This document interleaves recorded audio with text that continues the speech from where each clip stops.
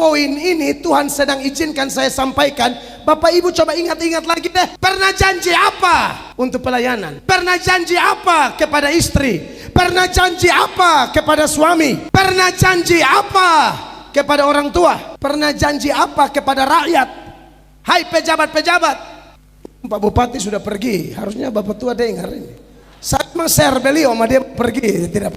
Melawi, saya cinta Anda. Saya ngomong apa adanya. Saudara tidak kudus, Tuhan hajar kita. Anda mau Allah hadir? Allah yang hadir dalam keluarga itu Allah yang mana? Allah yang hadir adalah Allah yang suci.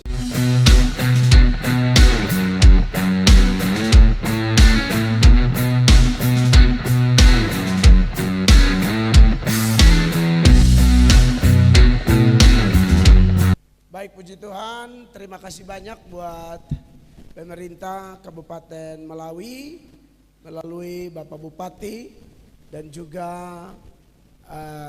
semua saudara terkasih, Bapak Ibu Pendeta yang begitu luar biasa bersehati, bersepakat, dan ini menjadi contoh teladan bagi Indonesia. Saya harap dari Melawi ini akan ada kesaksian, akan ada pesan yang luar biasa. Luar biasa, pemerintah di daerah ini Muslim tetapi membuka ruang, memberi dukungan, dan bagi saya ini luar biasa. Soal di Indonesia kalau ada oknum-oknum intoleran, ya kita anggap saja alat setan lah. Memang perlu ada juga supaya uji kesabaran kita, perlu ada juga supaya kita masukkan mereka ke beban-beban doa. Karena orang-orang itu memang pasti diutus setan untuk memecah belah bangsa ini. Tapi hari ini di depan kita semua dalam Natal Oikumene ini, aduh, ini nanti kalau live dan saya berharap ditonton oleh banyak orang, ini menjadi satu seruan yang sangat alkitabiah. Dan saya melihat Bapak Ketua Panitia, Bapak Ketua Bamaknas, dan semua hamba-hamba Tuhan, sambutan-sambutannya termasuk dari Kementerian Agama tadi, saya lihat, wah keren sekali. Saya mengikuti dengan baik, begitu. Nah Bapak Ibu terkasih, ini untuk kedua kali saya ada di kabupaten ini. Satu sukacita besar, diterima sebagai saudara, diterima sebagai kawan, sekerja di ladang Tuhan. Hari ini saudara-saudara, saya akan menyampaikan firman Tuhan dengan tema sesuai Natal, tema Natal PGI, Allah hadir untuk menyelamatkan keluarga. Sedikit berbagi pengalaman untuk bulan Desember ini. Saya mulai khotbah Natal dari tanggal 1 kemarin. Mulai dari kota Palu, Poso, Sorong, Papua, dan hari ini ada di sini. Dan waktu di kota Palu itu khotbah dalam Natal Bamak, Badan Musyawarah Antara Gereja, khusus gembala-gembala sidang, termasuk teman-teman dari Bala Keselamatan dan sinode-sinode yang mungkin belum ada di Melawi, tapi di Palu, di Poso banyak Bala Keselamatan yang pakai seragam itu loh, pangkat-pangkat. Itu luar biasa persatuan gereja di sana, ya. Dan saya mengkhotbahkan tema yang sama dari nats yang dikasih oleh PGI, yaitu Matius 1 ayat 21 sampai 24. Maka dari itu dalam Natal Oikumene Kabupaten Melawi ini saya memilih untuk memakai nats pembuka yang lain. Boleh ya Bapak Ibu ya, supaya nanti kalau posting di YouTube beda gitu. Baik, mari kita buka Efesus 2 ayat 12.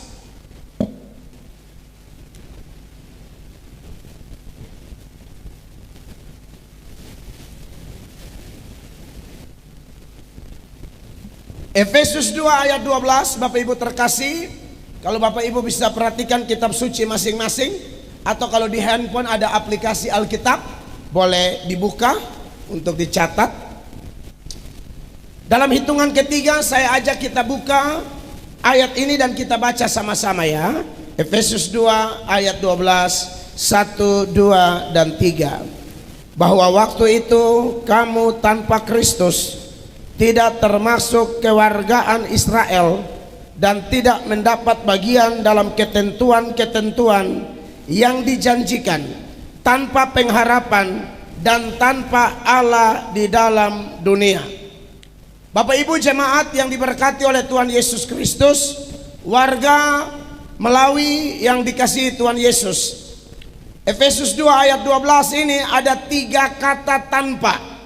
Yang pertama tanpa Kristus, yang kedua tanpa Allah, dan yang ketiga tanpa pengharapan. Jadi kalau tidak ada Yesus, tidak ada Allah. Tidak ada Yesus, tidak ada pengharapan. Tanpa Yesus, Allah tidak hadir di dalam kehidupan siapapun yang pernah menumpang di planet ini, termasuk kita sekarang.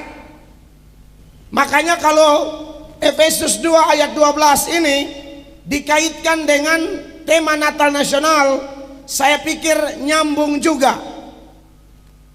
Natal memakai tema Allah hadir karena memang melalui kelahiran Yesus Kristus Allah memperkenalkan diri secara khusus kepada manusia. Kalau saya dan Bapak Ibu tidak mengenal Pak Prabowo, kita tidak akan binasa. Saya dan Bapak Ibu tidak kenal Pak Jokowi, kita tidak akan binasa. Saya dan Bapak Ibu tidak kenal Bupati Melawi, kita tidak akan binasa. Bapak Ibu tidak kenal Pendeta Melatok, keterlaluan, tidak akan binasa juga.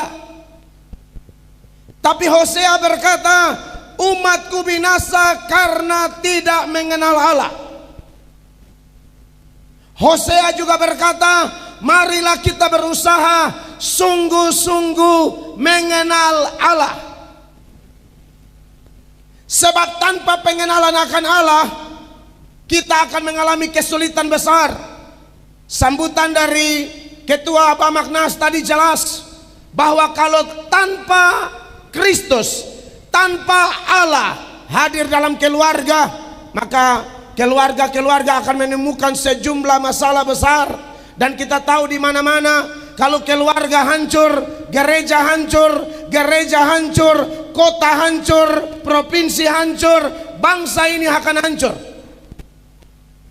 Tapi puji Tuhan, Tuhan memakai PGI pada tahun 2025 ini untuk memunculkan tema ini sekali lagi, supaya juru-juru bicara Allah, hamba-hamba Tuhan menyuarakan betapa Allah sangat mengasihi keluarga. Amin. Kalau kita belajar tentang keluarga-keluarga yang dipakai oleh Tuhan dalam Alkitab, maka kesimpulannya jelas, bukan mereka yang berusaha mengenal Allah, tapi Allah lah yang berusaha memperkenalkan diri Allah kepada mereka. Amin Bapak Ibu. Keluarga adalah lembaga tertua, sekaligus lembaga pertama yang didirikan oleh Allah di planet ini, yaitu keluarga pertama, keluarga di Eden. Tapi keluarga pertama ini meleset dari sasaran yang Tuhan mau. Itu yang disebut dengan dosa, kata atau hamartia, meleset dari sasaran. Dosa itu artinya pasif untuk apa yang Allah kehendaki, tapi aktif untuk apa yang tidak dikehendaki Allah. Itu dosa. Jadi kalau kita mulai aktif untuk sesuatu yang melawan firman, itu namanya dosa. Ya. Tapi kalau kita aktif untuk apa yang Tuhan serukan, nah itu artinya kita sedang ikut kehendak Tuhan. Tapi menarik Bapak Ibu jemaat yang diberkati oleh Tuhan Yesus Kristus, pada waktu keluarga pertama gagal, bukan mereka yang mencari Allah, yang ada ialah mereka bersembunyi. Damai berubah menjadi ketakutan, hilang damai sejahtera berubah menjadi ketakutan gara-gara dosa. Tetapi firman Allah yang kita percayai, Kejadian sampai Wahyu, dengan begitu eksplisit memberikan informasi bahwa Allah yang Maha Kasih lah yang mencari manusia dan bertanya, di manakah engkau, dan seterusnya. Bukan Nuh dan keluarga yang mencari Allah dan berkata, pakailah kami untuk membahtera ya Tuhan. No, Allah yang berinisiatif berfirman kepada Nuh di usia 500 tahun. Nuh itu dipakai Tuhan usia 500 tahun, ya. Orang tua usia 500 tahun harus melakukan satu proyek yang luar biasa dengan alat-alat primitif. Tim kerja cuma 8 orang, disertai dengan hujatan, olokan, ejekan, tantangan. Kurun waktu pembuatan bahtera itu, ya, Nuh buat di usia 500 tahun, selesai pembuatan bahtera Nuh usia 600 tahun. Berarti dia kerja selama 100 tahun, Bapak Ibu terkasih.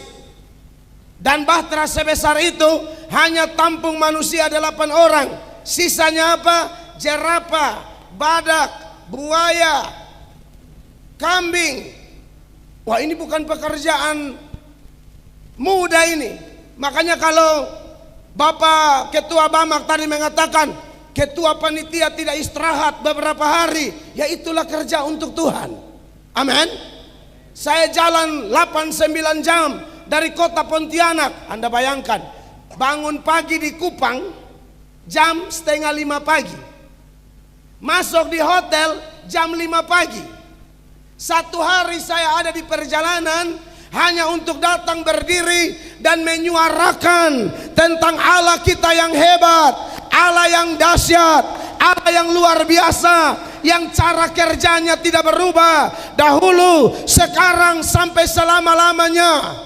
Bukan manusia yang cari dia, tapi dia yang cari manusia.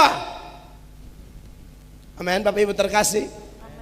Dan bagi kita yang terlibat dalam pekerjaan Tuhan yang kudus ini, kita harus sadar satu hal, Bapak Ibu terkasih, bahwa sebenarnya tanpa saya, tanpa ketua panitia, tanpa ketua Bamak, tanpa hamba-hamba Tuhan, paduan suara dari pintu elok, Nona Kesia, atau tim praise and worship dan lain sebagainya, tanpa kita, saya tanya, tanpa kita pekerjaan Tuhan bisa jalan atau tidak, Bapak Ibu?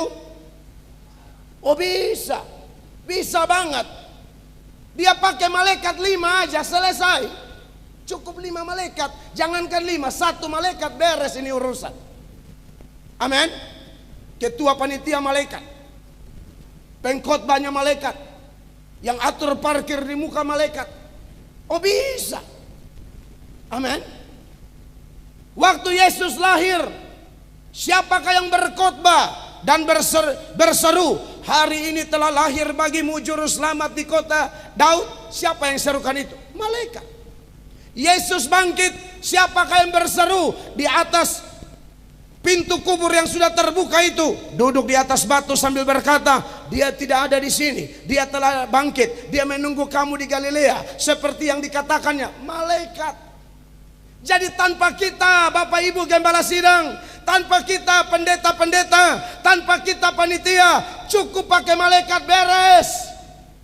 Tapi kalau Tuhan mau pakai kita, ini pekerjaan terhormat. Ini pekerjaan terhormat, Bapak Ibu terkasih. Terhormat sekali. Bahkan menurut saya, jadi pendeta lebih terhormat dari anggota DPR.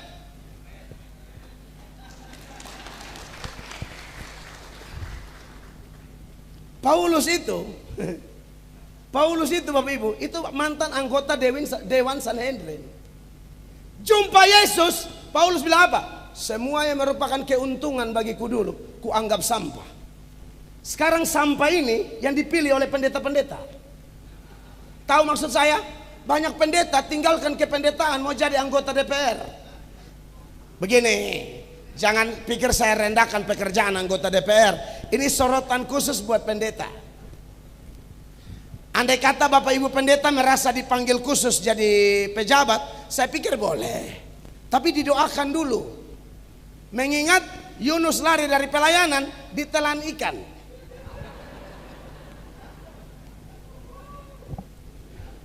Bukan tidak boleh loh ya. Bukan tidak boleh, tetapi itu butuh pergumulan khusus, butuh kepekaan khusus dengan Tuhan. Apakah itu emosi sesaat? Apakah itu suara keluarga? Apakah itu motivasi-motivasi lain? Ataukah suara Tuhan yang murni? Suara Tuhan yang murni boleh saja. Boleh saja.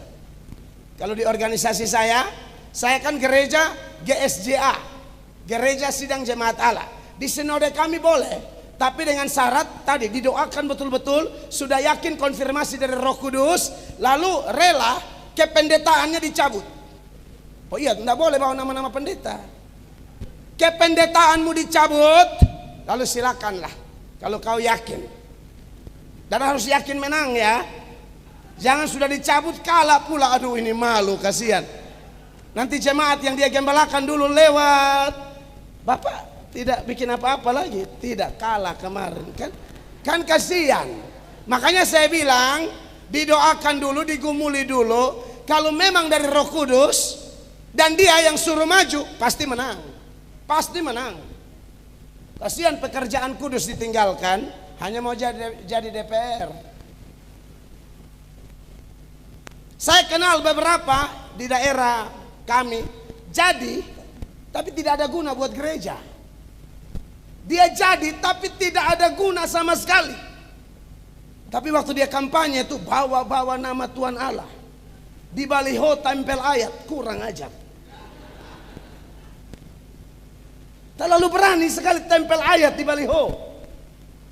Bagian jadi tidak ada kontribusinya bagi gereja. Saya ini sudah dilamar Pak oleh partai tertentu. Saya tolak. Sudahlah, saya cukup jadi pendeta lah. Kalau jadi DPR tidak ada kesempatan marah-marah pejabat. Oh, kalau jadi pendeta enak kita. Kalau jadi DPR siapa mau marah siapa? Yang ada kita baku hantam di situ. Tapi kalau begini, DPR pun duduk diam di situ. Saya punya jamin.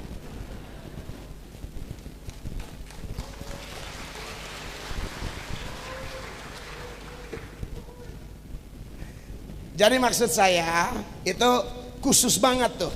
Jadi harus digumuli. Tapi bagi saya melayani Tuhan pekerjaan luar biasa.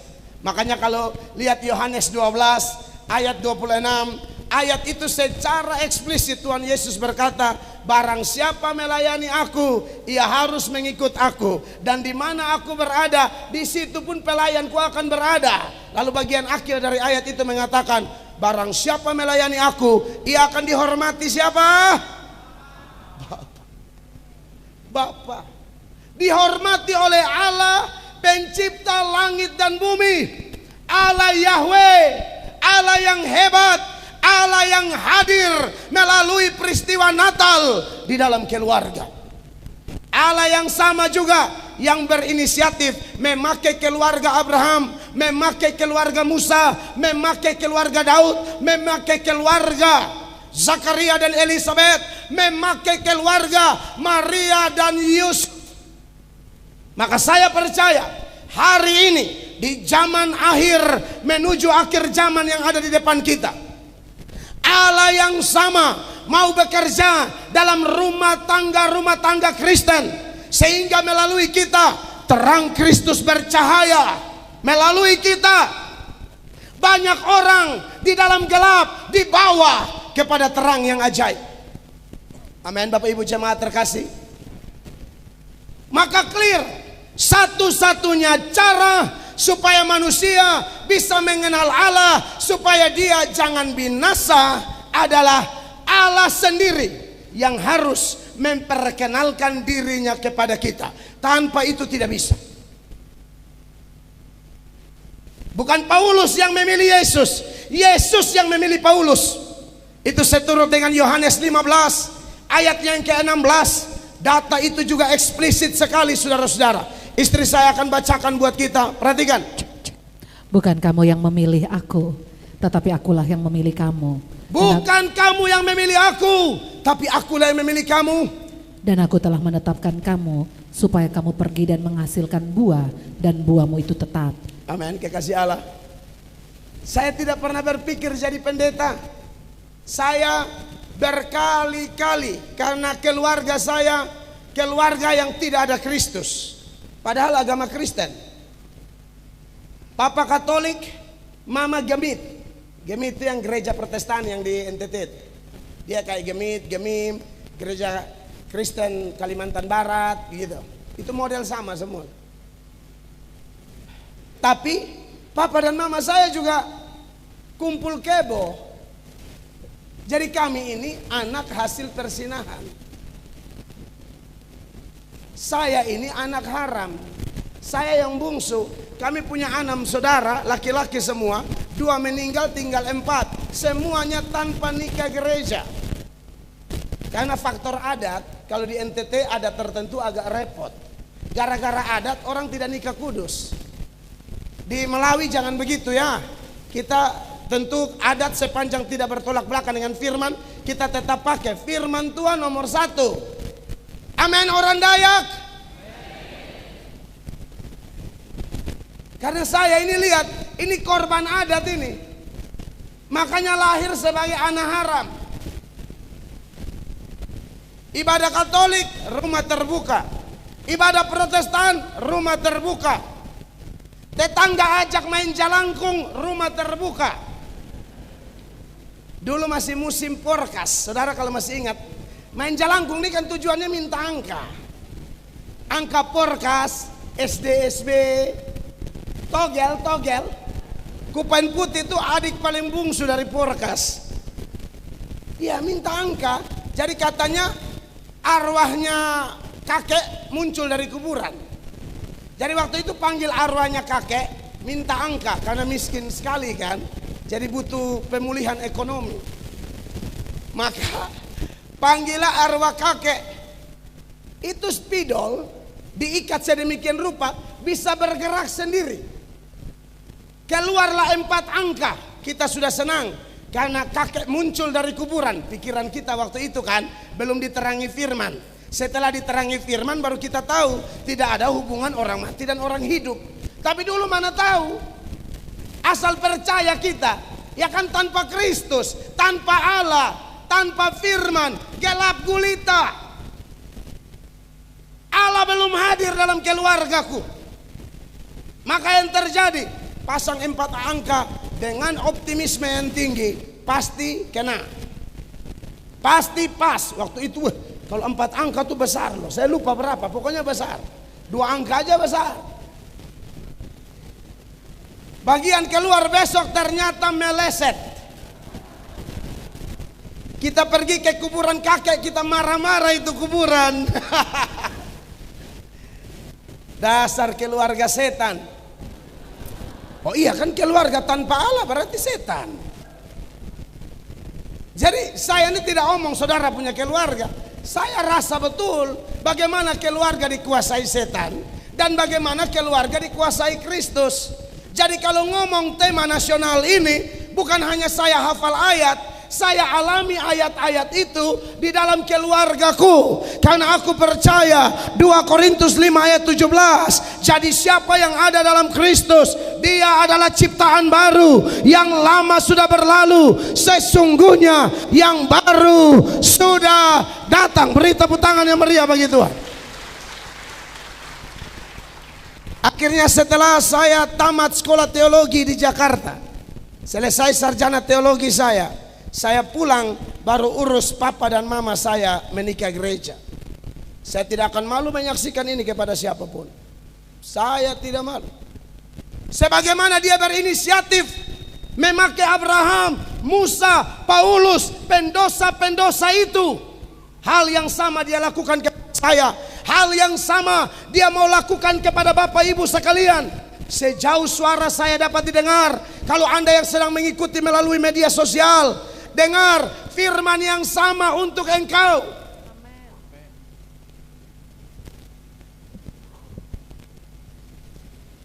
Melalui Kristus kita bisa mengenal Allah. Melalui peristiwa Natal kita bisa mengenal Allah karena dia hadir di dalam kehidupan kita. Pertanyaannya ialah yang pertama, poin pertama yang saya mau bahas. Siapakah Allah yang kita kenal melalui Natal?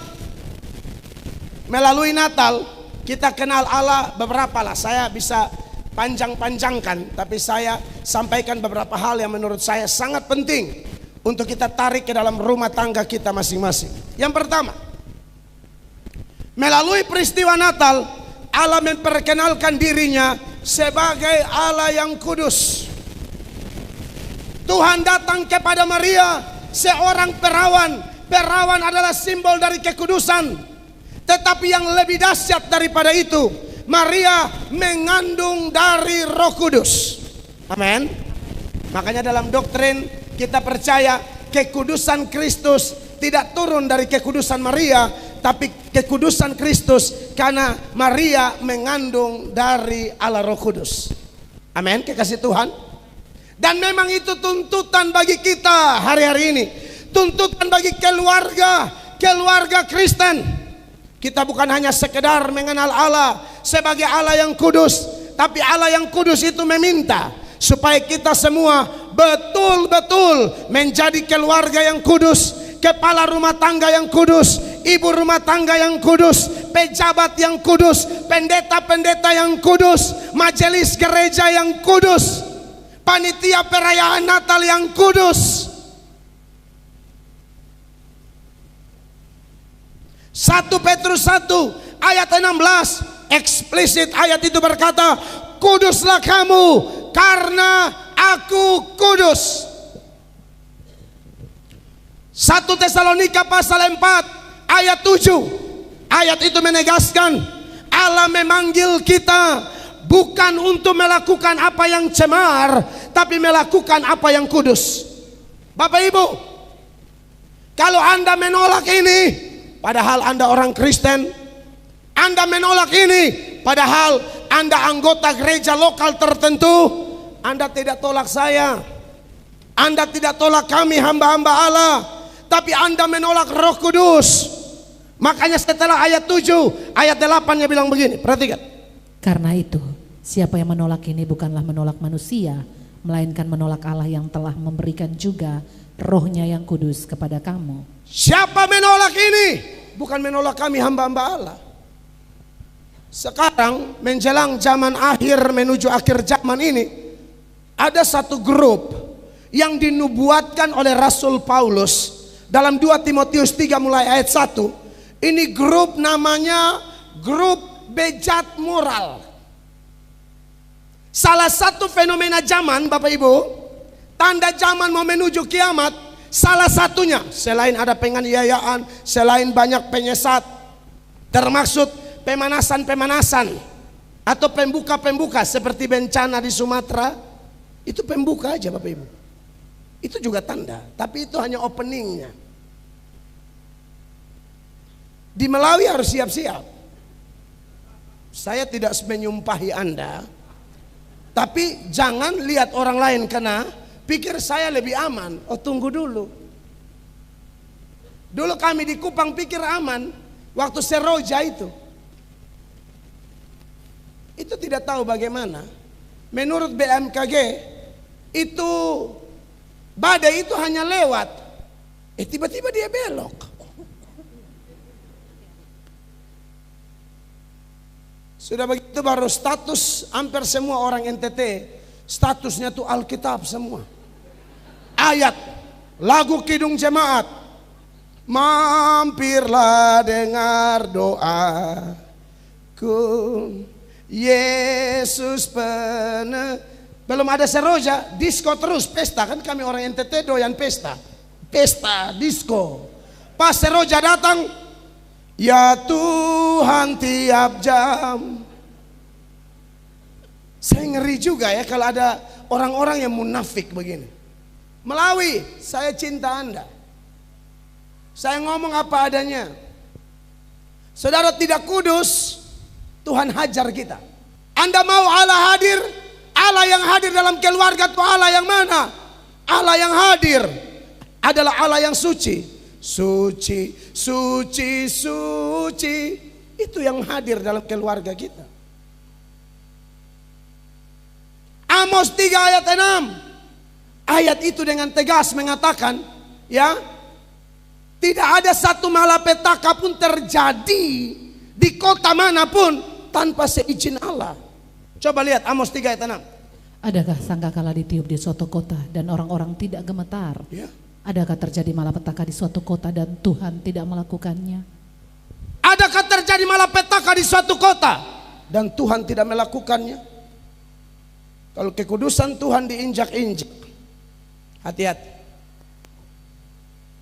Seorang teolog mengatakan, engkau jangan terlalu nyaman dengan ajaran kasih karunia sampai engkau menginjak-injak kekudusannya. Wih, dengar selamat, anugerah, anugerah. Tapi yang ajar tentang selamat, anugerah nih punya nomor 1. Kadang-kadang pengajar loh, selamat karena anugerah, selamat, iya tahu. Tapi lu yang ajar jangan gatal dong.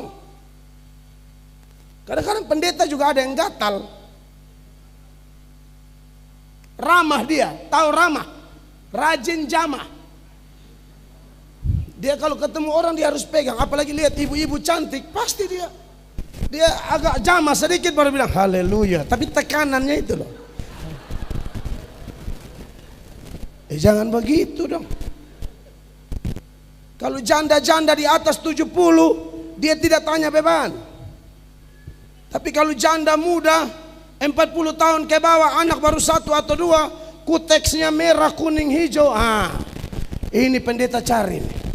Marilah kepadaku semua yang letih, lesu dan berbeban berat. Pendeta iblis. Ya, ini kita ada ketemu kasus banyak pendeta.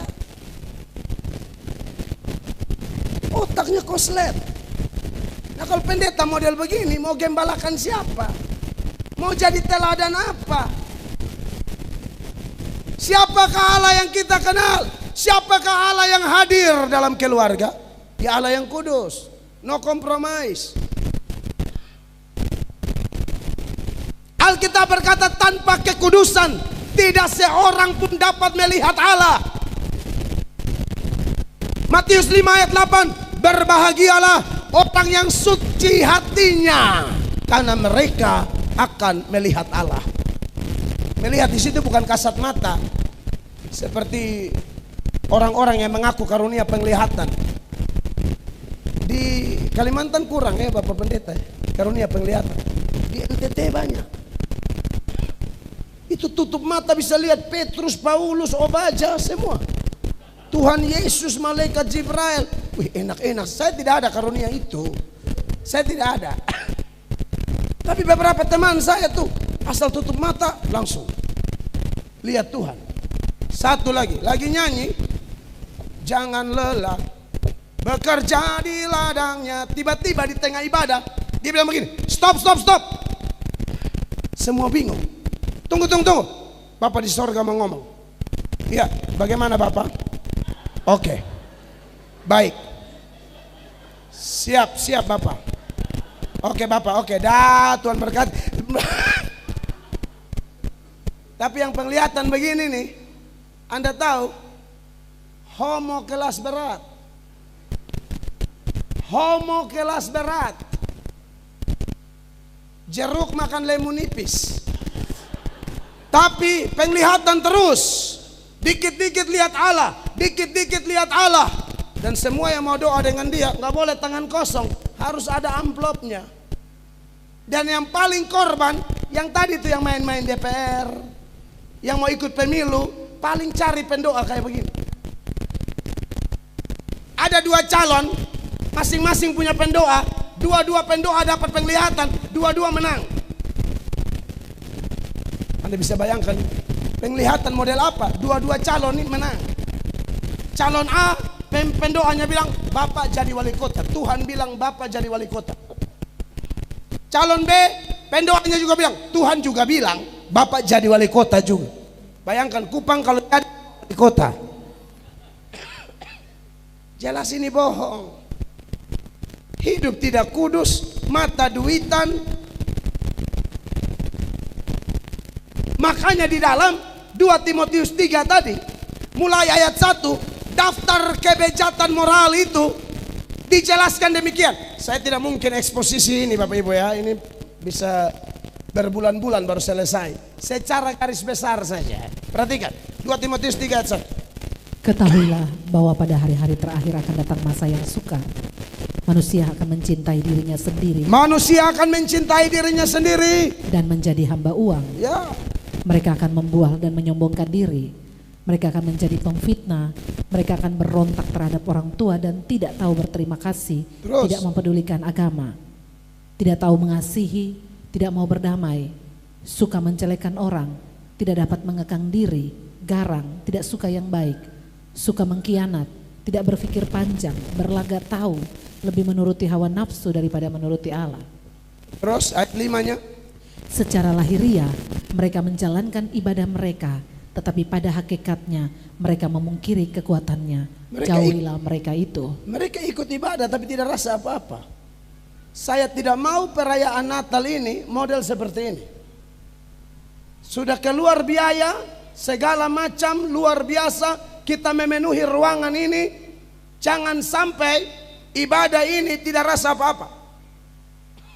Yesus berfirman, 2-3 orang berkumpul sepakat memanggil namaku, aku ada. Kalaupun Yesus hadir tapi ada orang tidak rasa apa-apa, saya yakin penyebabnya tadi, hidup tidak kudus. Karena siapa yang hidup kudus, dia akan melihat Allah, dia merasakan kehadiran Allah, bukan kasat mata, tapi dia rasa jamahan Tuhan. Liturgi berjalan, liturgi model apa saja tidak ada masalah. Yang penting hati kudus. Kita mau pakai lighting luar biasa, LED, sound system luar biasa, undang artis segala macam. Tapi kalau tidak kudus, ibadah kita sia-sia. Kenapa Tuhan membunuh anak-anak Harun? Kenapa Tuhan membunuh anak-anak Imam Eli? Kenapa dia membunuh Usa? Jawabannya mereka tidak menjaga kekudusan. Penulis Ibrani berkata, ngeri benar jatuh di tangan Tuhan yang hidup. Allah kita adalah api yang menghanguskan. Maka itu Bapak Ibu terkasih, siapakah Allah yang kita kenal melalui peristiwa Natal? Dia Allah yang kudus. Kudus itu kata Ibraninya kados, kata Yunaninya hagios. Pengertian kudus itu begini Bapak Ibu. Kudus adalah dipisahkan dari dunia dan dikhususkan atau diperuntukkan bagi Allah. Itu kudus. Dipisahkan dari dunia, diperuntukkan bagi Allah. Makanya ada ayat, janganlah kamu menjadi serupa dengan dunia ini. Berubahlah oleh pembaharuan budimu, sehingga kamu bisa membedakan mana kehendak Tuhan, apa yang baik dan apa yang berkenan kepada Allah. Amin Bapak Ibu terkasih. Ibadah yang sejati adalah seperti itu. Persembahkan tubuh kita. Ada 2 jenis Kristen Bapak Ibu jemaat. Ada Kristen bunglon dan ada Kristen ikan laut. Bunglon itu kena di warna apa, dia jadi warna begitu. Itu bunglon. Biru dia biru, kuning dia kuning, merah dia merah, hijau dia hijau. Dia pintar mencocok-cocokkan. Di gereja dia bisa ibadah, menyanyi, angkat tangan, tepuk tangan, rentangkan tangan, lancang depan. Oh, heboh sekali kalau dia di gereja. Heboh sekali kalau dia di KKR. Tapi celakanya, dengan mulut yang sama yang dia pakai memuji Allah, dengan mulut yang sama dia pakai mengutuk orang. Yakobus bilang tidak boleh demikian. Dari sumber yang satu keluar 2 model begitu, yang bertolak belakang. Makanya contoh kayak ibu-ibu paduan suara tadi saya lihat seragam Nusantara. Betul ya? Suara 1, suara 2, suara 3, suara rakyat.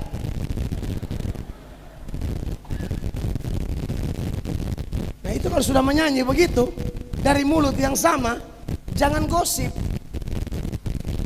Oh jangan. Kadang-kadang kalau mereka buka suara luas,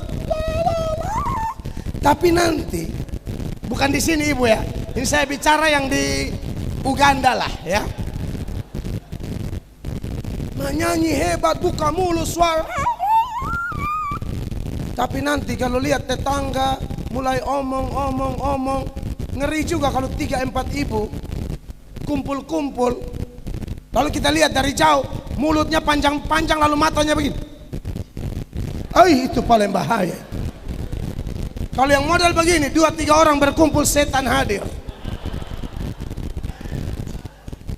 Pasti omong orang, pasti gosip, sebarkan hoax, fitnah. Tidak tahu duduk berdiri orang, asal omong saja.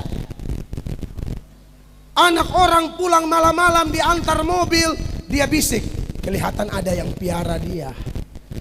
Tahu dari mana orang piara dia? Dia lembur sampai malam, tutup buku karena ini mau akhir tahun. Kok langsung bilang dipiara sama.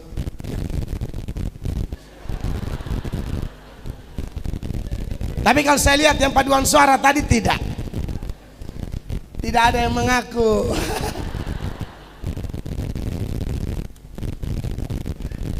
Bapak Ibu jemaat yang diberkati oleh Tuhan Yesus. Jadi benar-benar kita harus dikhususkan bagi Allah. Amin. Makanya Maria ketika mendengar berita bahwa dia akan mengandung, dia bilang kepada malaikat, bagaimana hal itu bisa terjadi? Aku belum bersuami. Dalam terjemahan NIV, New International Version, Maria berkata, bagaimana hal itu mungkin terjadi? Aku belum pernah disentuh laki-laki. Itu Maria dari Nazaret. Kalau Maria di Melawi, saya tidak tahu.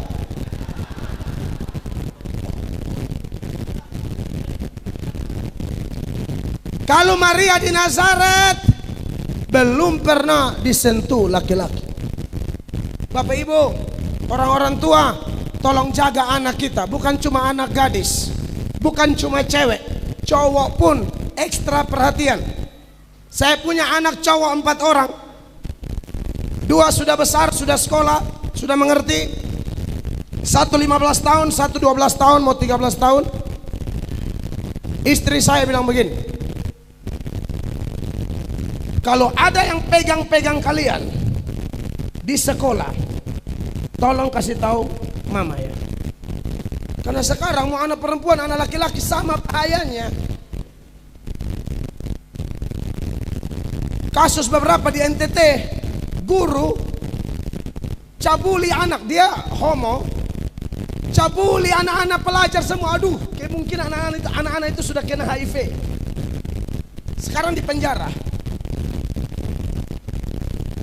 Kadang-kadang berkedok agama, berkedok pelayanan, berkedok paduan suara. Tahu-tahu homo. Kita jangan main-main loh saudara. Saya tidak bisa datang, sudah jalan darat 9 jam lalu tidak ngomong, ini bahaya.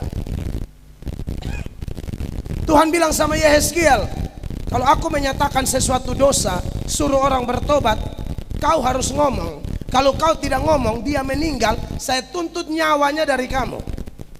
Kalau kau sudah ngomong, dia tidak mau bertobat, ya urusan dia, kau lolos. Tolong buka Yehezkiel 33 ayat 8 dan 9.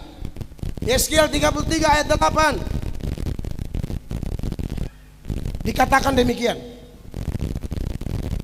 Kalau aku berfirman kepada orang jahat, hai orang jahat, engkau pasti mati, dan engkau tidak berkata apa-apa untuk memperingatkan orang jahat itu supaya bertobat dari hidupnya, orang jahat itu akan mati dalam kesalahan. Tetapi aku akan menuntut pertanggungan jawab atas nyawanya daripadamu. Ini saya pikiran ini. Saya datang lalu nanti saya meninggal menghadap tahta pengadilan. Lalu Tuhan bilang, hei Mel Atok, waktu saya utus kau ke Melawi, waktu Natal di Pendopo, kabupaten itu kau omong tidak? Kau serukan kekudusanku tidak? Kau tegur tidak? Orang-orang yang homo, kau tegur tidak? Bapak-bapak yang sudah menikah tapi ada perempuan piara. Bapak-bapak yang ada perempuan piara, tolong angkat tangan dulu.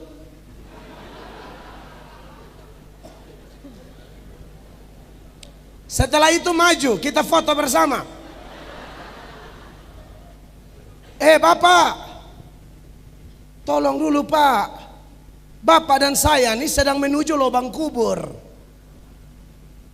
Amin. Jadi jangan STNK, sudah tua nakal kembali. Sebelum ini gedung terbakar kasih mati dulu. Nah, ini api Roh Kudus mulai bekerja nih, kasih mati. Ini tanda-tanda nih saudara.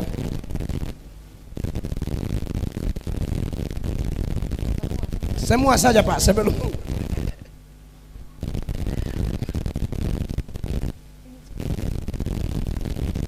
Ada yang pakai istilah ATM BCA. Tahu ATM BCA? Asal tidak mengandung, berselingkuh cuek aja.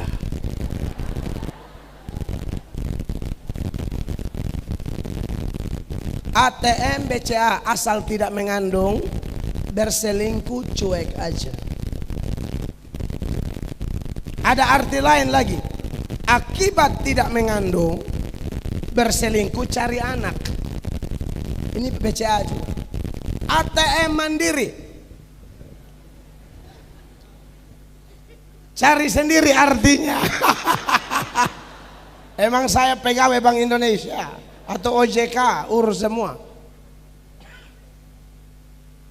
Bapak Ibu jemaat, ini bahaya sekali. Di daerah kami, opa-opa sudah umur 70-an mati di tempat prostitusi. Paksa minum obat kuat serangan jantung. Buat opa-opa.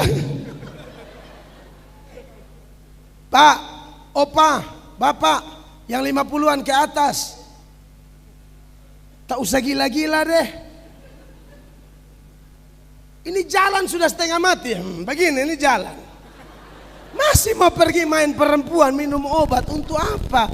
Ikut peduan lansia atau daftar jadi majelis. Sudah tua-tua masih mau nakal. Masih mau raba-raba, mau raba. Pak, bantu panitia dekorasi di gereja, raba-raba lilin. Sudah tua-tua aneh saja. Tapi di sini tidak ada. Tapi kalau ada juga Pak, saya kasih tahu bertobat. Kalau Tuhan masih tegur pakai firman, lebih baik dengar sebelum overdosis.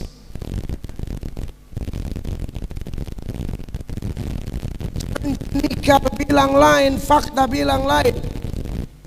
Anak-anak muda Malawi, kamu itu generasi yang akan melanjutkan estafet di dalam gereja di kabupaten ini. Kepemimpinan kamu yang lanjut. Kamu yang akan lanjut estafet kepemimpinan di kabupaten ini. Tolong hidup kudus. Lihat itu Sadrak, Mesak, Abednego. Bukan bunglon. Bunglon itu mencocok-cocokkan tadi. Tapi ikan laut, sekalipun dia di dalam laut, ambil dia dari laut, mau masak dia, mau goreng dia, tetap harus pakai garam. Kenapa? Dia dari dalam laut, dagingnya tidak otomatis asin. Kita memang di dunia ini, dan dunia ini sedang menuju kiamat. Maka 2 Petrus 3 ayat 10 sampai ayatnya yang ke-12, ayat itu secara eksplisit Tuhan memperingatkan kita semua, Dia akan hancurkan dunia ini. Perhatikan. Tetapi hari Tuhan akan tiba seperti pencuri. Pada hari itu langit akan lenyap dengan gemuruh yang dahsyat, dan unsur-unsur dunia akan hanyut dalam nyala api, dan bumi dan segala yang ada di atasnya akan hilang lenyap. Ya, lalu kalau semua model begini, apa yang harus kita lakukan? Jadi, jika segala sesuatu ini akan hancur secara demikian, jika segala sesuatu akan hancur secara demikian, betapa suci dan salehnya kamu harus hidup. Betapa suci dan salehnya kamu harus hidup. Siapa kamu? Ayat selanjutnya, yaitu kamu yang menantikan dan mempercepat kedatangan hari Allah. Pada hari itu langit akan binasa dalam api dan unsur-unsur dunia akan hancur karena nyalanya. kita bukan lagi merayakan Natal menyambut Yesus sebagai bayi, Bapak Ibu. Itu sudah lewat. Kita mau sambut dia dalam second coming, kedatangan kedua. Dan dia tidak mau waktu dia datang Anda menjadi mempelai yang tidak mempersiapkan minyak dan pelita. Jangan jadi 5 gadis yang bodoh. Jadilah 5 gadis yang bijak. One day the door to be closed. Suatu saat pintu akan ditutup. Dan ketika 5 gadis bodoh itu berteriak, buka pintu, Yesus bilang, aku tidak kenal kau. Dia tutup pintu. Kuduslah kamu karena Tuhanmu kudus. Amin. Kalau Allah hadir dalam keluarga, keluarga itu akan menjadi keluarga yang bisa. Ini ganti mic dulu.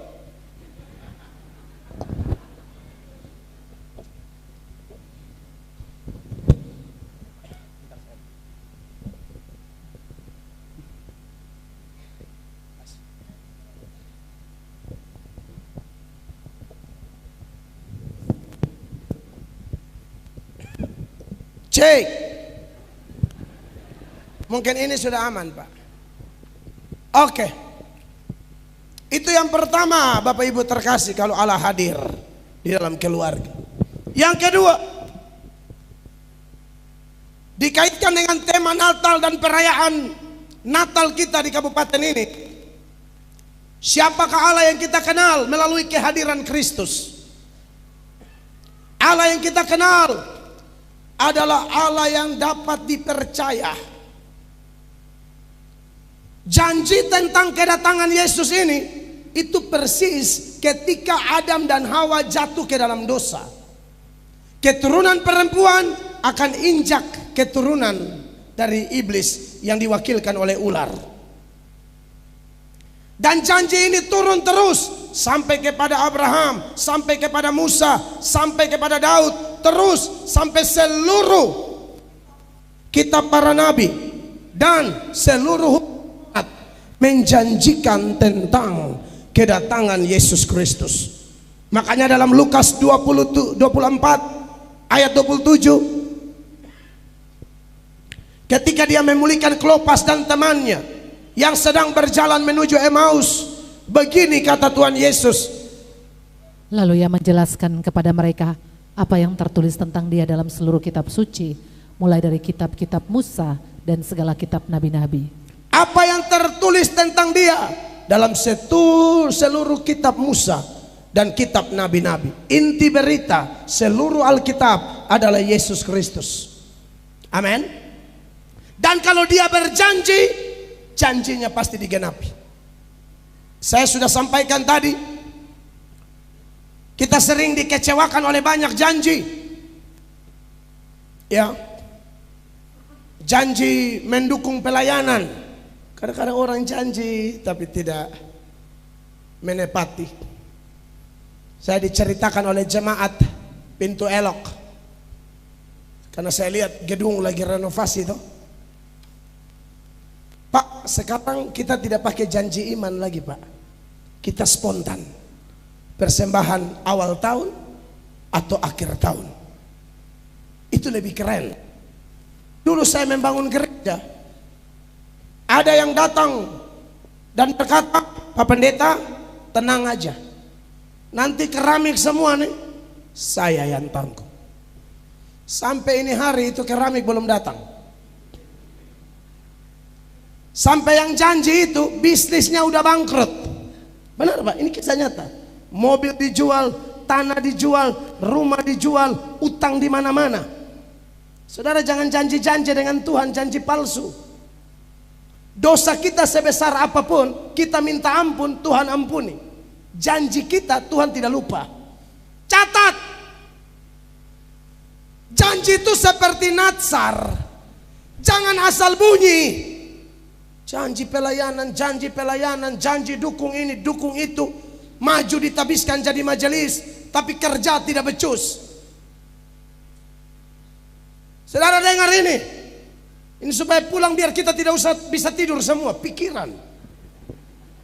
Yeremia pasal 48 ayat 10. Anda yang komitmen melayani tapi lalai dalam pelayanan, ini ayat berkata terkutuklah kamu. Perhatikan. Terkutuklah orang yang melaksanakan pekerjaan Tuhan dengan lalai. Terkutuklah orang yang melaksanakan pekerjaan Tuhan dengan lalai. Jangan coba-coba janji-janji. Banyak orang bisnisnya hancur, rumah tangganya hancur karena janji lain, bikin lain. Makanya jangan buru-buru dengan mulutmu. Aku mau ini, aku akan begini, aku akan begitu. Hati-hati kalau sudah janji, tolong digenapi. Yakub berjanji kepada Tuhan, aku akan buat mezbah di Betel. Dia pergi ke rumah Laban, lalu cukup lama, 10 tahun lebih. Tuhan datang ingatkan dia, kembali ke Betel. Saudara kalau baca di Kejadian 35 itu, ayat 1, Tuhan ingatkan dia, kau kembali dulu, penuhi janjimu. Perhatikan. Allah berfirman kepada Yakub, bersiaplah, pergilah ke Betel, tinggallah di situ dan buatlah di situ mezbah bagi Allah. Ini sudah jaraknya belasan tahun, Bapak. Yakub lupa, Tuhan tidak lupa. Kau sudah janji ke saya. Waktu kau lari, kau bilang kalau aku diberkati, aku akan bikin mezbah di sini. Kau pulang bikin. Bapak Ibu yang dulu masih miskin, susah, menderita, selalu nempel di gereja. Sudah kaya kau jauh, kau tunggu nanti ya. Ini kita mesti ngomong. Jangan tipu-tipu. Pak Ketua Panitia, saya lihat Bapak nih modal-modal jadi bupati ke depan. Saya lihat-lihat ini Pak. Tapi kalau andai kata Tuhan, ini omongan dari Tuhan, jangan lupa gereja Pak. Teman saya Pak, Ketua DPRD di Katingan Pak. Ketua DPR Pak, masih WL di gereja Pak, pimpin pujian penyembahan. Dia nggak peduli dengan ketua-ketua. Aku tetap hamba Yesus. Kadang-kadang sudah pejabat otaknya mulai terganggu. Ya ini kita ngomong aja biar semua periksa diri lah. Amin. Jangan nempel di gereja, jangan nempel di kegiatan Natal, karena ada udang di balik batu. Jadilah orang Kristen yang dapat dipercaya. Kalau janji apa bikin. Tuhan yang kita sembah itu Tuhan yang dapat dipercaya. Jadi kita dituntut harus bisa dipercaya. Yakobus bilang apa? Kamu percaya bahwa Allah itu ada, setan pun percaya dan dia gemetar. Jadi kalau kita hanya percaya tapi tidak dapat dipercaya, kita mirip setan. Amin, Bapak-bapak terkasih. Saya anggap saudara saya di sini nih, yang lebih tua orang tua saya, seumuran kita satu letting, anak kamu harus. Saya hamba Tuhan Yesus Kristus. Saya ngomong apa adanya. Soal saya kurang tidur, gampang lah. Nanti pulang saya tidur. Tapi firman, ini apa lagi?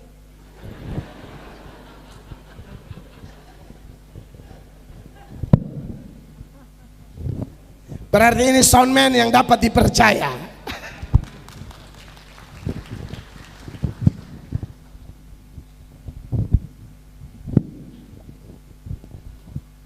Amin. Banyak rumah tangga hancur, ekonomi hancur. Coba periksa dulu Bapak Ibu. Mungkin kita pernah janji tapi kita Tuhan Allah, atau mungkin saking sibuk kita lupa. Poin ini Tuhan sedang izinkan saya sampaikan. Bapak Ibu coba ingat-ingat lagi deh. Pernah janji apa untuk pelayanan? Pernah janji apa kepada istri? Pernah janji apa kepada suami? Pernah janji apa kepada orang tua? Pernah janji apa kepada rakyat? Hai pejabat-pejabat. Pak Bupati sudah pergi. Harusnya Bapak Tua dengar ini. Saya share beliau sama dia pergi. Tidak. Iya, janjinya apa? Pengkhotbah pasal 5 mulai ayat 3. Ayat itu dengan jelas ngomong di sana saudara-saudara. Pengkhotbah 5 ayat 3. Pengkhotbah pasal 5 mulai ayat 3. Ayat itu dengan jelas ngomong di sana saudara-saudara. Bapak Ibu lihat ini ayat tadi. harus tepati natsarmu, jangan main-main. Ayat 4. Lebih baik engkau tidak bernasar daripada bernasar tetapi tidak menepatinya. Lebih baik engkau tidak bernasar daripada bernasar tapi tidak tepati natsarmu. Nanti Tuhan kasih rusak kita punya pekerjaan tangan. 5. Janganlah mulutmu membawa engkau ke dalam dosa, dan janganlah berkata di hadapan utusan Allah bahwa engkau hilaf. Apakah perlu Allah menjadi murka atas ucapan-ucapanmu dan merusakkan pekerjaan tanganmu? Saya yakin semua keluarga di sini tidak mau demikian. Ya, kalau sudah berjanji di hadapan Tuhan, waktu janji nikah itu saya sudah bilang, aku akan setia kepadamu dalam suka dan duka, untung rugi, sakit sehat. Aku akan menjaga, menghibur, merawat kamu dalam keadaan apapun. Tolong dijaga Bapak Ibu. Setia pada pasanganmu.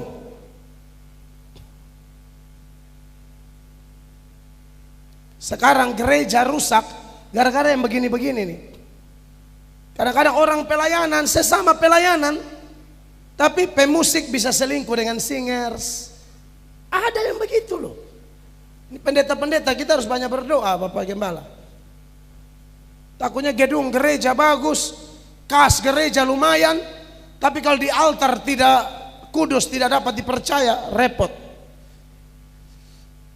Karena selingkuh ini bukan hanya janji, lalu ketemu di hotel atau di mana.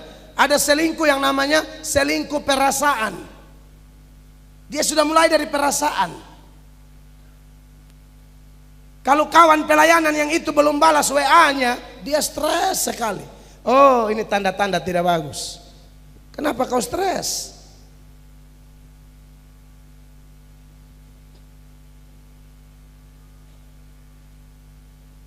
Satu Korintus 4 ayat 1, Rasul Paulus bilang orang harus lihat kami sebagai hamba-hamba Kristus yang kepada kami dipercayakan rahasia Allah. Dan apa yang dituntut dari orang-orang seperti ini, perhatikan keluarga-keluarga Tuhan. Demikianlah hendaknya orang memandang kami sebagai hamba-hamba Kristus yang kepadanya dipercayakan rahasia Allah. Ya. Terus yang akhirnya? Yang akhirnya dituntut dari pelayan-pelayan yang demikian ialah bahwa mereka ternyata dapat dipercayai. Ternyata mereka dapat dipercayai. Belajar dari Yusuf, di rumah papanya dia anak yang dapat dipercayai. Di rumah Potifar dia dapat dipercayai. Sekalipun istri Potifar ganggu dia terus, tapi Yusuf jaga kepercayaan Potifar. Istri Potifar tuh agak aneh dia. Ya, kalau ini jenis di laut, ini namanya ubur-ubur. Ubur-ubur tuh begini Bapak Ibu, kena di mana gatal di situ. Itu ubur-ubur. Tiap hari kalau dia lihat Yusuf pasti dia ganggu. Ucup, godain tante dong. Tapi Yusuf luar biasa. Dia jaga kepercayaan Tuhan, dia jaga kepercayaan majikannya. Dia tidak mau ladenin si perempuan tua ini. Dia lari. Makanya di Kejadian pasalnya yang ke-39 ayat 11 dan 12, ketika Yusuf sendirian, dia mulai menggoda. Ingat Bapak Ibu, dosa model begini terjadi itu karena 3 faktor. Faktor kemampuan, kemauan, dan kesempatan. Kalau 3 hal ini ada, jadilah. Salah satu tidak ada, tidak jadi. Ada kemauan, ada kemampuan, tidak ada kesempatan, nggak jadi. Ada kesempatan, ada kemampuan, tapi kalau tidak mau, tidak jadi. Yusuf waktu itu mampu, dia laki-laki normal. Dan istri Potifar nih cantik, orang Mesir. Saya pernah baca tafsiran, perawatannya luar biasa. Mandi aja pakai susu keledai, makanya dia kayak keledai liar. Oh, bersih dia, perawatan luar biasa. Tapi Yusuf sekalipun mampu karena dia laki-laki normal, si perempuan penggoda ini juga cantik, tapi Yusuf tidak mau karena kemauannya dikendalikan oleh Roh Kudus. Makanya dalam ayat itu dikatakan demikian. Pada suatu hari masuklah Yusuf ke dalam rumah untuk melakukan pekerjaannya. Ya. Sedang dari seisi rumah itu seorang pun tidak ada di rumah. Seorang pun tidak ada di rumah. Bayangkan cuma Yusuf dan Maitua. Lalu perempuan itu memegang baju Yusuf sambil berkata, marilah tidur dengan aku. Aduh. Tetapi Yusuf meninggalkan bajunya di tangan perempuan itu dan lari keluar. Nah, ini metodenya. Bapak-bapak, begini Pak.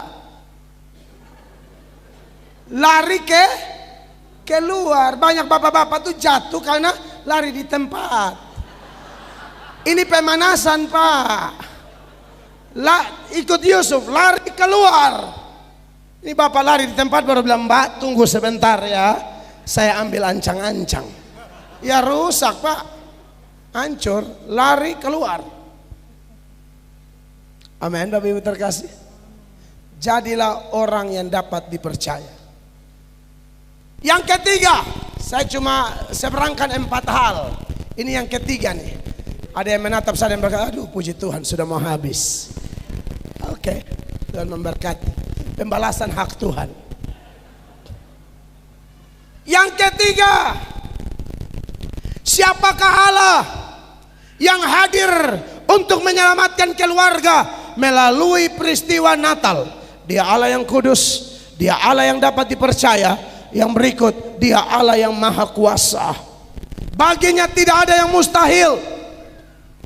Secara khusus berkaitan dengan kelahiran atau terciptanya seorang manusia. Ada 4 cara yang Tuhan pakai yang diinformasikan oleh Alkitab untuk menghadirkan manusia. Yang pertama, tidak pakai laki-laki, tidak pakai perempuan. Yang kedua, pakai laki-laki, tidak pakai perempuan. Yang ketiga, pakai perempuan, tidak pakai laki-laki. Yang keempat, pakai perempuan, pakai laki-laki. Tidak pakai perempuan, tidak pakai laki-laki waktu dia menciptakan Adam. Betul Bapak Ibu? Tidak perlu laki-laki, tidak perlu perempuan. Pakai laki-laki, tidak pakai perempuan waktu dia menciptakan Hawa. Dia ambil dari rusuk Adam. Tidak ada perempuan di situ. Hawa itu diambil dari laki-laki. Lihat, Tuhan kita maha kuasa. Waktu Yesus lahir yang kita rayakan sekarang, cukup pakai perempuan, tidak usah pakai laki-laki. Kita semua pakai perempuan, pakai laki-laki. Atau ada yang berasal dari lilin Natal? Tolong maju kasih kesaksian biar kita bikin heboh sekaligus. Saudara tidak ada di 4 cara ini. Lalu saudara cara apa? Keluar dari lemari es atau keluar dari kompor? Tidak mungkin. Kita cara keempat hanya mau menuturkan bagi Allah tidak ada yang mustahil. Makanya ketika jumpa dengan Maria, malaikat itu bilang, sebab bagi Tuhan tidak ada yang mustahil. Lalu Maria bilang, jadilah padaku menurut perkataanmu, karena aku ini hamba Tuhan. Saudara, saya percaya kuasa Tuhan masih ada sampai hari ini.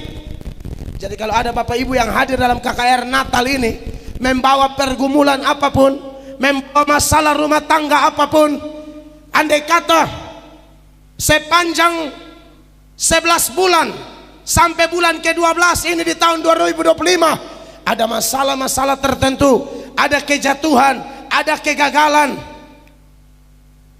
ada pertengkaran, ada kerugian atau apapun, sudahlah, yang saya percaya Tuhan yang kita sembah tidak akan membiarkan kita jatuh sampai tergeletak.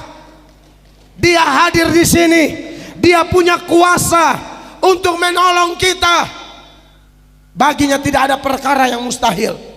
Jadi kalau saudara datang dengan sakit penyakit, masalah apapun, percayalah di tempat di mana engkau berdiri, di tempat di mana engkau duduk, Roh Kudus sanggup menjamamu sehingga engkau pulang mengalami kelegaan, mengalami pemulihan. Karena Yesus yang kita rayakan hari lahirnya ini, dia berkata, segala kuasa di surga dan di bumi telah diberikan kepadaku. Segala kuasa ditaklukkan di bawah kuasa Allah. Tadi Bapak dari Kementerian Agama bilang, bangsa kita ini sebelum masuk agama sudah ada kepercayaan. Saya percaya di Kalimantan, suku Dayak pasti punya cerita masing-masing. Dan wow, saya pernah dengar, tidak main-main. Saya punya kawan orang Dayak asli, sebelum jadi pendeta, dia kalau tidak salah tergabung dalam laskar apa begitu. Minta maaf, yang dulu kasus Sampit itu, tapi sudah berlalu. Dia bertobat jadi pendeta di Katingan. Orang tahu kesaksiannya. Sekarang diubahkan Allah, dipakai Tuhan luar biasa. Karena kuasa-kuasa apapun dari dunia ini pasti takluk dalam nama Yesus Kristus. Amin Bapak Ibu terkasih. Di NTT juga sama. Saudara jangan pikir mayoritas Kristen, jadi pikir pelayanan aman-aman saja. Di beberapa daerah, coba beberapa saudara yang orang NTT angkat tangan dulu. Yang orang NTT mau Alor, Sumba, Timur. Nah, ini saksi ada di sini. Kami di NTT itu ada yang masih pakai ilmu-ilmu nitu-nitu, swangi-swangi, sihir, santet. Ada swangi, tukang santet bisa terbang. Bisa terbang Bapak Ibu. Terbang terlalu tinggi, tidak lihat tower Telkomsel, dia tabrak. Jatuh Pak. Mungkin dia gas terlalu kencang, hantam tower, jatuh di kaki tower. Betul Pak. Di satu gereja tiba-tiba cahaya keluar dari konsistori. Jemaat kejar. Cahaya yang keluar itu siapa? Pak Pendeta. Pak Pendeta bisa terbang. Akhirnya lapor ke sinode, pendetanya dipecat. Karena pendeta tapi pakai kuasa gelap. Nah kalau Yesus tidak maha kuasa, penginjil kayak kita tidak diberi keberanian untuk bicara. Saya pergi ke satu daerah, 70 tukang santet hadir. Harusnya KKR dimulai jam 7. Sebelum mulai kita lagi doa bersama. Sudah ada asher, penerima tamu yang ditugaskan di pintu gereja. Tapi tiba-tiba penerima tamu ini lari dengan ketakutan ke rumah tempat kami berdoa. Lalu kami tanya, kenapa? Aduh, tolong dulu. Ini ada orang-orang datang, ada 70 orang. Waktu mereka berjabat tangan dengan kami, mereka bilang begini, "Salam, setan sudah datang ini." Orang tuh salam, kami sudah datang, ini setan sudah datang. Maka 69 tunggu di luar. Yang satu ritual di samping, ritual khusus. Lalu mulai bikin bakar-bakar, asap-asap, komat kamit segala macam. Terjadi pembatalan KKR karena gedung gereja dipenuhi oleh binatang-binatang. Saya saksi mata. Saya pengkhotbahnya 3 hari 3 malam. Usia saya baru 24 tahun. Darah masih panas. Sekarang 44 tahun. Ini peristiwa 20-an tahun lalu. Maka dibersihkanlah binatang-binatang itu sampai hampir jam 1:30 pagi baru KKR mulai. Waktu khotbah tidak pakai lama, tidak pakai macam-macam. Saya langsung tantang swangi-swangi. Santet saya, kalau kau memang hebat, santet saya. Kalau saya mati berarti janji penyertaan Tuhan omong kosong. Saya yakin Yesus maha kuasa. Tiba-tiba terjadi ledakan di luar itu. Pemimpinnya yang sedang bikin ritual itu meledak, lari dia. Tinggal 69.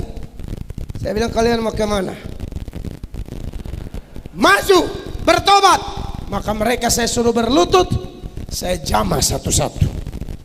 Tapi karena saking emosinya, saya bukan jamah biasa, saya emosi. Saya jambak di rambutnya, saya goyang. Makanya kau itu dari tadi kalau sudah mulai kan jam 7. Akibat kuasa gelap begini kan makan waktu. Memang dosa tapi sudah emosi. Maklum baru 24 tahun, darah masih panas, belum kawin waktu itu. Sekarang so kawin jadi agak dingin. Itu saya emosi, saya jambak satu-satu. Akhirnya bertobat, serahkan diri.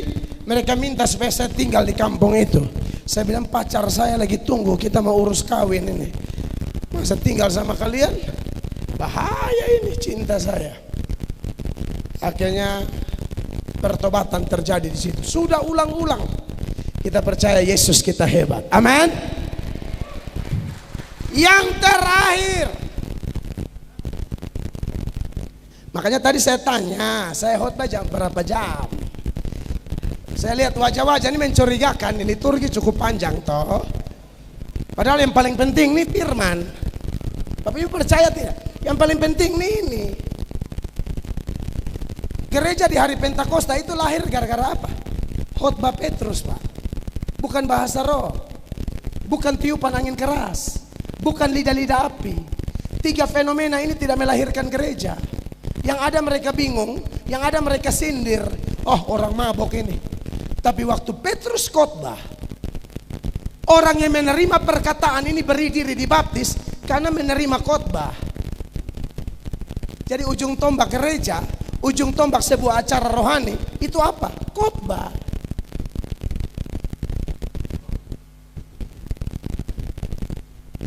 Amin.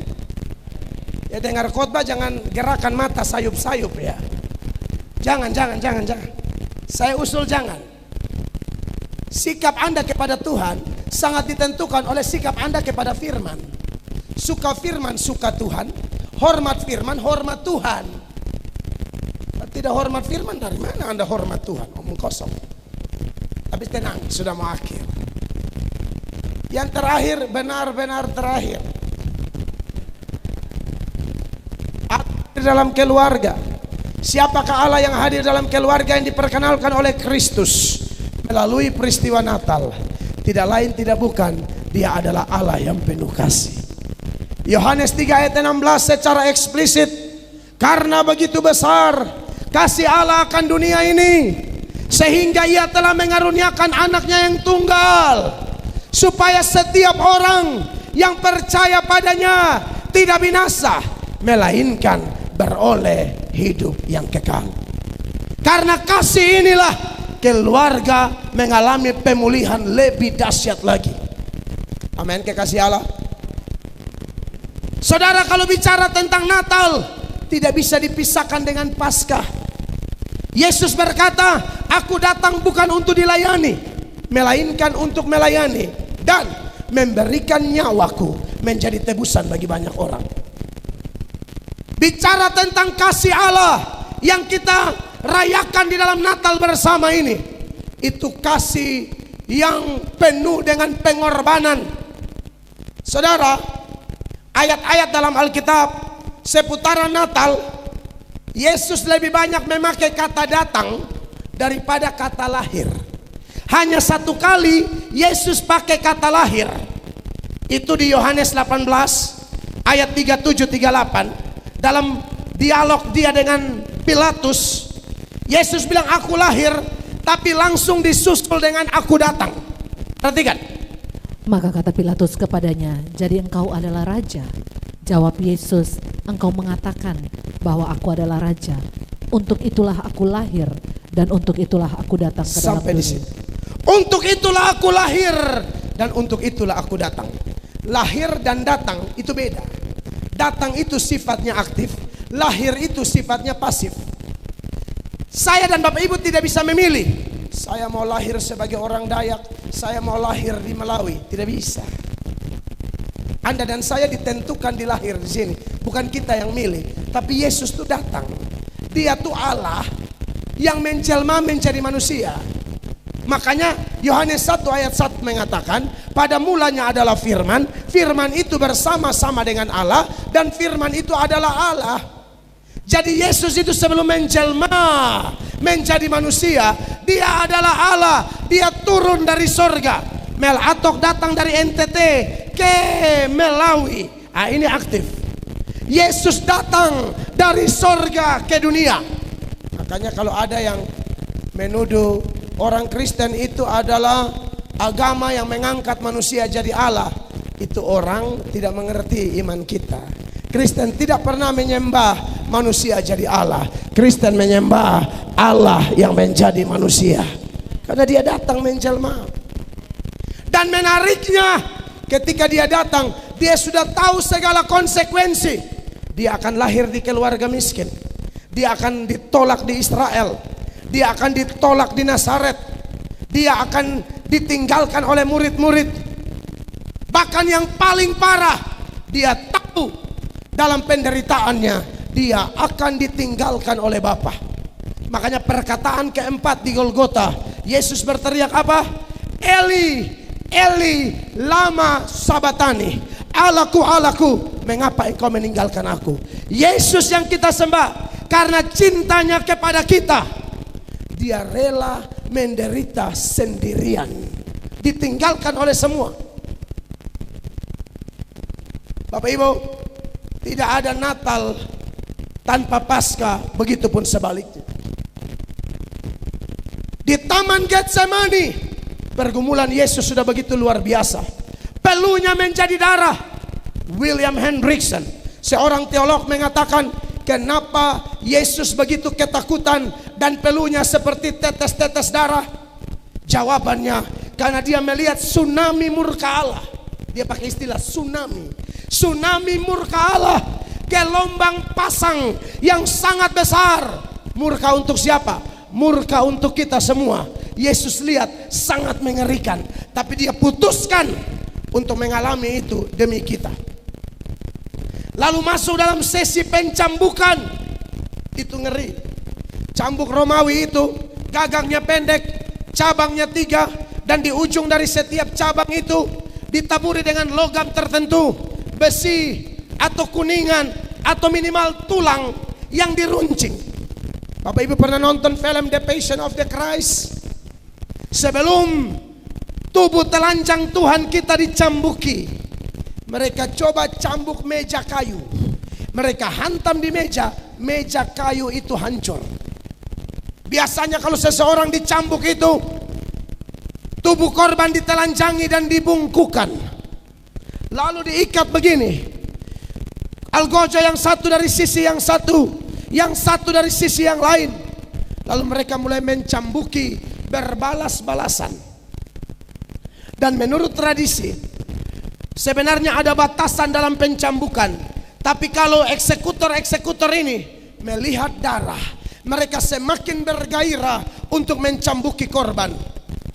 Akibat dari pencambukan ini, mayoritas penafsir seperti Adam Clarke, William Barclay, William Hendrickson, Matthew Henry, bahkan Calvin sendiri, mereka memberi komentar senada.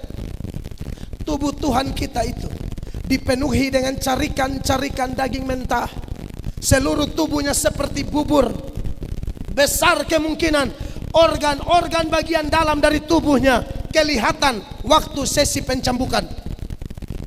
Dia benar-benar menderita. Dua kemungkinan dari sesi pencambukan. Yang pertama, korban bisa langsung mati, atau minimal menjadi gila setelah pencambukan.